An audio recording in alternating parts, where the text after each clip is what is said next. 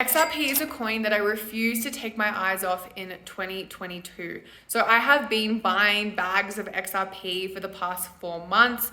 So essentially since the beginning of this year, I've been accumulating for a while now, but I've been buying heavier bags of XRP because I'm preparing myself for what I believe to be an XRP Renaissance. I believe we're going to see like glory days for XRP. And this video is going to tell you exactly why I believe this is going to happen, as well as run through some technical analysis.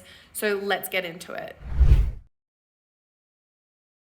So all eyes are fixed on this Ripple case as it's likely to have an enormous impact on the price of XRP. And not only that, also the future of crypto, especially regarding to legislation in the United States, which is why I believe you cannot ignore this case, even if you don't give a shit about XRP. So if you've read through any of the documentation or articles regarding the case, you'd see that there's a very high probability of a settlement happening, and all signs and news are kind of pointing to a settlement or a complete win.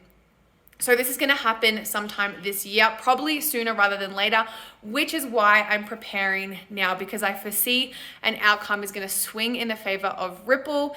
And this is kind of going to enable Ripple to reclaim its previous glory days. Remember the days where Ripple used to be a top 3 biggest cryptocurrency. I believe that Ripple could see that again or get close to it. Okay, so I'm going to jump onto my computer because I want to show you guys some articles. I've been doing lots of research on this whole entire thing, and also we're going to jump into some technical analysis. So let's go.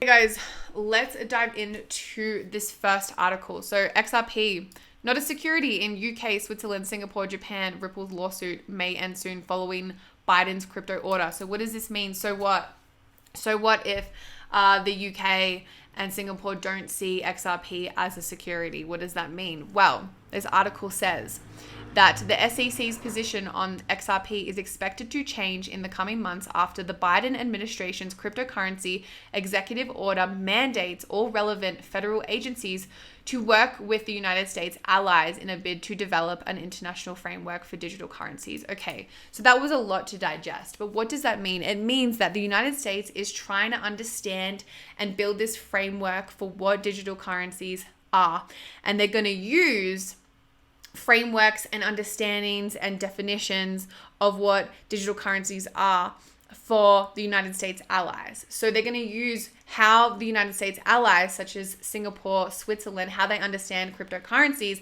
They're going to use that to define their own framework.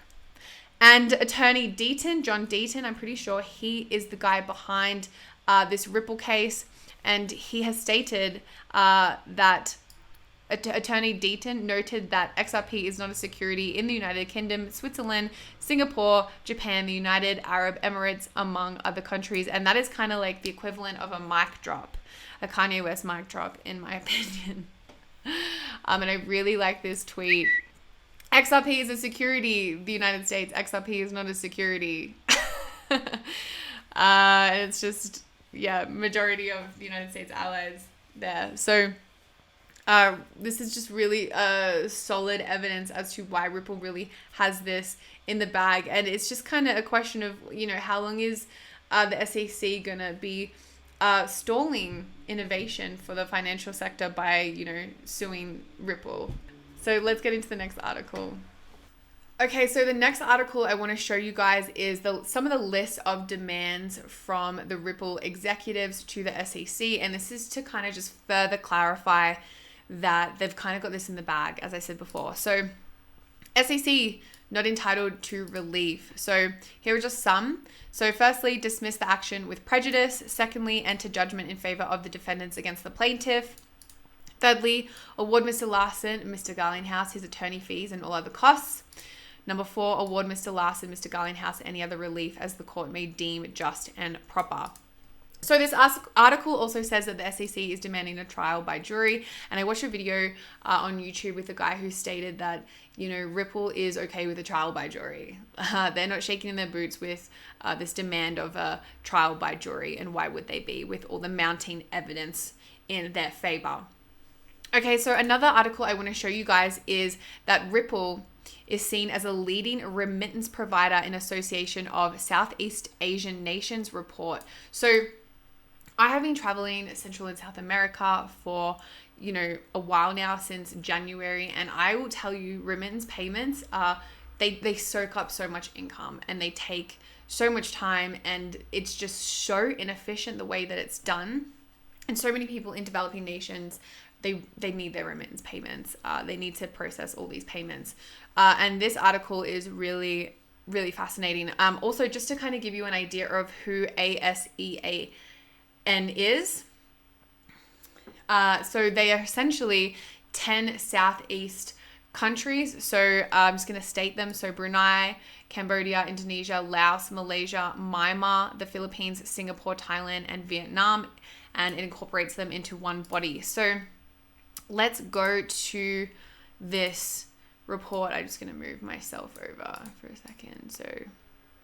So essentially, with fintech unfolding, the remittance industry saw a shift to digital, with startups developing new cross-border payments, messaging, and settlement systems. The most notable of them is Ripple. And you're probably just like, oh, okay, so what, Cass? Like, they're just mentioning Ripple as very innovative and notable. So what? But this is what I'm talking about with the Ripple glory days. This is what we're going to start seeing more and more. You're going to start seeing the United Nations mention Ripple, the ASEAN, they're going to start, they're already, mentioning Ripple. I'm pretty sure the United Nations have already started mentioning Ripple. There's just little things. We're going to start seeing these big, notable organizations, notorious organizations start to mention banking